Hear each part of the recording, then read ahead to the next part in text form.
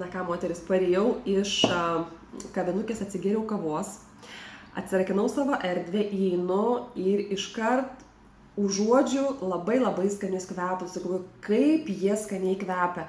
Aš besikvepindama dažnai jau net nebeužuodžiu savo kvapo, bet kai turi šiek tiek uoslę, pailsini nuo kvepalų, išeini į lauką, prasieini ar nepareini vėl į erdvę ir galvoju, wow, kaip skaniai.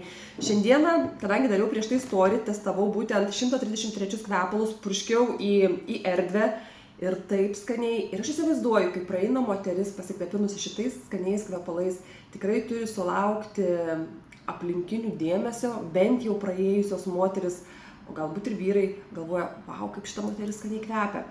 Ir ar dažnai moteris jūs apskritai, kvepindamos su savo mėgstamais kvepalais, ar sulaukite klausimų iš kitų moterų, kokiais kvepalais kvepinatės?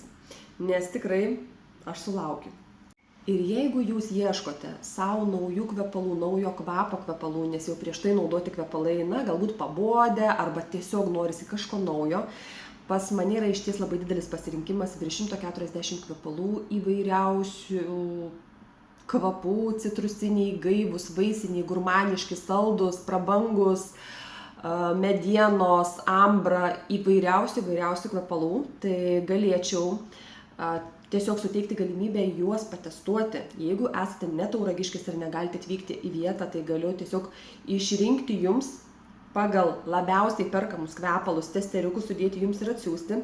Arba galiu atsiųsti jums sąraštą ir jūs patys išsirinksite iš rinkoje žinomo kvepalų ir galėsite patestuoti mūsų itališkus kvepalus, kaip jie laiko, kaip jie skleidžia, kaip jums jie patinka, tiesiog patestavimui. Tai galite kreiptis, sąrašas pas mane jau yra rankose, štai kiek mes turime kvepalų, pasaką galite tiesiog ištestuoti ir tai leistų jums ne tik atrasti naują kvapą, naujus kvepalus būtent iš itališkų gaminių, bet taip pat ir sutaupyti, nes šių kvepalų kaina yra labai gera.